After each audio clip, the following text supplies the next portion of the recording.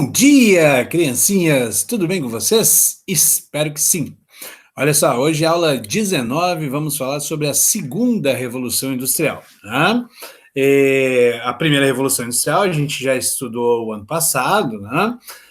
Basicamente, a Inglaterra será o centro, né? Será o país, né, pioneiro no desenvolvimento da indústria, né? A primeira Revolução Industrial, portanto. E a segunda Revolução Industrial, né, ela vai acabar acelerando o processo de industrialização e novos centros industriais se multiplicaram em diversos países. Então, como havia dito antes, lá na Inglaterra, meados do século XVIII, né, desenvolve-se a máquina a vapor, né, produzido pelo carvão, né? Então, o que vai caracterizar a primeira Revolução Industrial é o vapor, né, produzido pelo carvão, e as máquinas de ferro. A gente vai ver que a segunda Revolução Industrial terá outras características, e estes novos centros industriais aqui seria Bélgica, França, Alemanha, Itália, Japão, né? Os Estados Unidos, até mesmo a Rússia, né, tornam-se centros de produção industrial, né, óbvio, além da Inglaterra, o que vai nos explicar muita coisa logo adiante, no evento chamado Primeira Guerra Mundial. Se você elencar todos esses países, eles estarão envolvidos, direto ou indiretamente, na Primeira Guerra Mundial. Tá? O fato é que a segunda Revolução Industrial ela é caracterizada, então, por um surto de técnicas, né? A gente vai ver logo adiante, aliados ao desenvolvimento de meios de comunicação mais eficientes, como o telégrafo e o telefone, e os meios de transporte, sejam trens, sejam automóveis. A gente vai ver também algumas imagens a seguir. Né? Na segunda Revolução Industrial, a gente vai ver o surgimento da indústria química, da siderurgia. Lembrando, né, os fertilizantes químicos, por exemplo, vão nascer nesse momento. Né? A química fina, o desenvolvimento da física também, que a gente vai ver um reflexo muito significativo disso na Primeira Guerra Mundial, elas acontecem aí nesse contexto de segunda Revolução Industrial. A siderurgia, que acaba gerando aí, né, a produção em larga escala do aço, que veio substituir o ferro. Por quê? Porque a segunda Revolução Industrial, né, a gente tem o desenvolvimento aí, de motores elétricos e a combustão que vão substituir o carvão. Então, claro, eles geram muito mais calor, né? O ferro ele expande até até uma determinada temperatura, né? E o aço é uma liga, então muito mais resistente, portanto, foi substituindo aí, né, o ferro pelo aço, né, bem como o carvão, como eu havia dito, por motores elétricos e a combustão, né, derivados de petróleo. Lá em 1883, lá um rapaz chamado Benz, né, lá na Alemanha, vai desenvolver os primeiros motores a combustão, claro, máquinas muito mais eficientes, resistentes, o que vai levar a uma produtividade muito maior, a redução significativa dos preços, porque a ideia da oferta e da procura. Então, você tem uma oferta muito significativa aí do produto, os preços, vão baixando gradativamente, bem como, o esgotamento dos recursos naturais destes países, desses centros industriais aí que se multiplicam na Europa, na América, na Ásia. E aí, claro, nós vamos ver como fruto disso, no próximo tópico, a expansão imperialista em busca de matérias-primas, mercados consumidores, fora da Europa, no caso dos Estados Unidos, em outras partes da América e do Pacífico, no caso do Japão também, ali na região do Pacífico, o que acaba desencadeando um processo de conquista e partilha de vastas áreas territoriais entre as potências europeias industrializadas, bem como Estados Unidos e Japão também, nesse momento, buscam aí, áreas para explorar matérias-primas e também mercados consumidores. ok? Aqui a gente tem algumas imagens, né, de transportes que se desenvolvem nesse contexto, né? Aqui um barco, os trens, né, muito rústicos, obviamente, ao longo da segunda Revolução Industrial eles foram sendo aprimorados, tá? Tratores, automóveis, como havia dito, e aqui as redes ferroviárias. Observem como elas estão entrecruzadas, principalmente nos países que nós nos referimos ali, na Europa, né, no caso aí, que é o nosso mapa, que fazem parte da segunda Revolução Industrial. Né? Lembrando que a Inglaterra, ela foi pioneira na primeira Revolução Industrial, mas ela está junto na segunda, né? Ela há uma modernização dela no século XIX.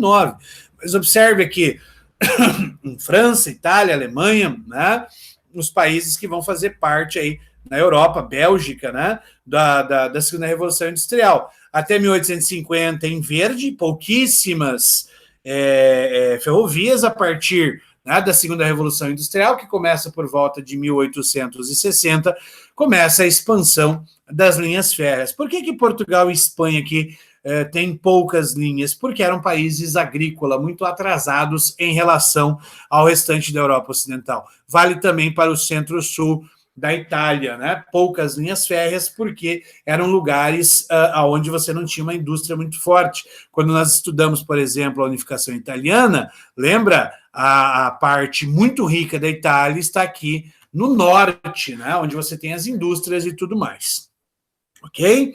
Então, sobre a segunda Revolução Industrial, se desenvolvem várias técnicas e teorias. Uma teoria é chamada de Taylorismo, e ela acompanhará a segunda Revolução Industrial, né, e até mesmo, né, o século XX como um todo, em termos de produção industrial. O Taylorismo, né, que a partir daí surge a teoria do desenvolvimento, a teoria da administração científica, o Taylorismo, ele surge aí no final do século XIX, e ele vai preconizar a organização e a divisão das tarefas. Ele vai otimizar algumas propostas já elencadas lá pelo próprio Adam Smith. Tá? Então, basicamente, o Taylorismo ele procura, dentro de uma empresa, né, obter o máximo de rendimento e eficiência com o mínimo de tempo e atividade. Óbvio, né? Tempo é dinheiro. Tá? Os salários são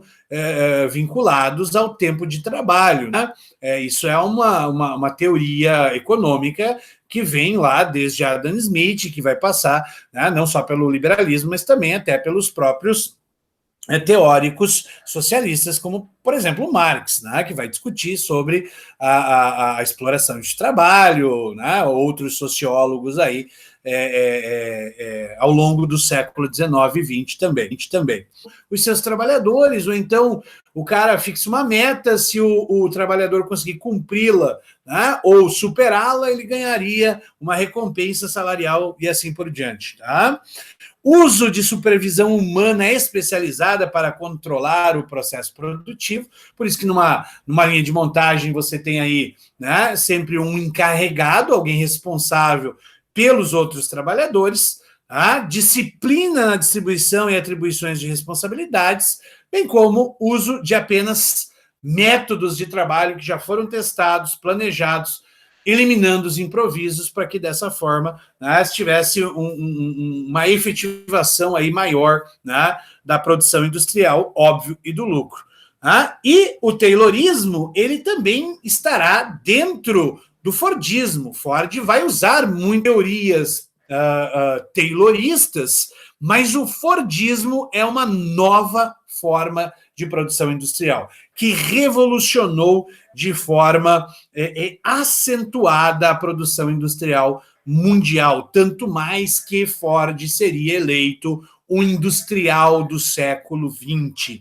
Tá? O Henry Ford, consumidores, né, ao maior número possível de consumidores. Então, assim, aqui a gente tem uma foto, né, da linha de montagem do Ford, aqui, uma foto do Ford aí, né, o cara que criou o grande...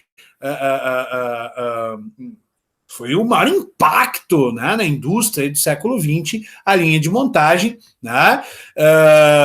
Então, dentro desse sistema de produção, uma esteira rolante, como a gente viu ali, ó, conduzia o produto, no caso do Ford, os automóveis. Por que no caso do Ford? Porque depois, né, a inspiração aí, né, no desenvolvimento, na invenção do Ford, se estendeu à indústria têxtil, à indústria calçadista, à alimentícia. Praticamente todos os ramos de produção vão adotar em menor ou maior escala, né, essa linha de montagem, essa produção em série, e que seria a crista da onda até no pós-Segunda Guerra Mundial, né, onde cada funcionário, tá? E isso foi um dos maiores impactos no consumo, sobretudo nos Estados Unidos, mas também mundial nesse contexto, né?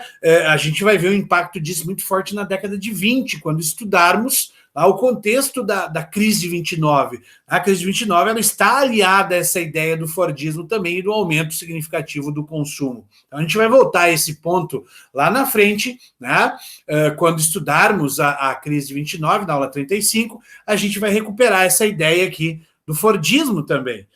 E qual que é a ideia aqui do cada funcionário executa uma pequena etapa do trabalho? O funcionário não precisava sair do seu local de trabalho, resultando numa maior velocidade de produção.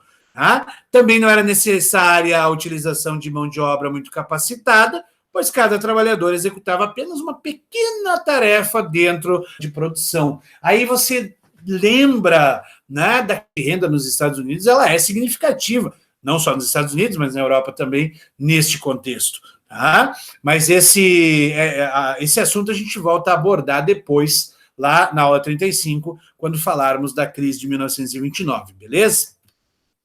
Uma das coisas que surge aí também, tá, são os grandes conglomerados econômicos, que aí a gente vai ver o reflexo disso, né, também lá no neocolonialismo ou no imperialismo. Mas, claro, esse movimento aí dos meios de comunicação, o telégrafo, o telefone, né, tudo isso faz parecer com que o tempo ele seja mais rápido. Obviamente, o tempo continua tendo 24 horas do dia, mas como você está mais ocupado, é mais rápido, é mais dinâmico, a percepção dele, né, que são as multidões das cidades, né? Você começa a ter aí os princípios de uma social-democracia, bem como também, né, o potencial revolucionário dessas multidões. Lembre-se que o socialismo está, né, efervescendo aí, né, principalmente ali na segunda metade do século XIX. Lembre-se, em 1848, Marx escreve a sua obra mais panfletária, que é o Manifesto do Partido Comunista. Então, né, esse pensamento político, social e econômico, ele começa a tomar vulto, o movimento operário está crescendo pra caramba, o anarquismo, né? E aí os estados são obrigados, nesse contexto,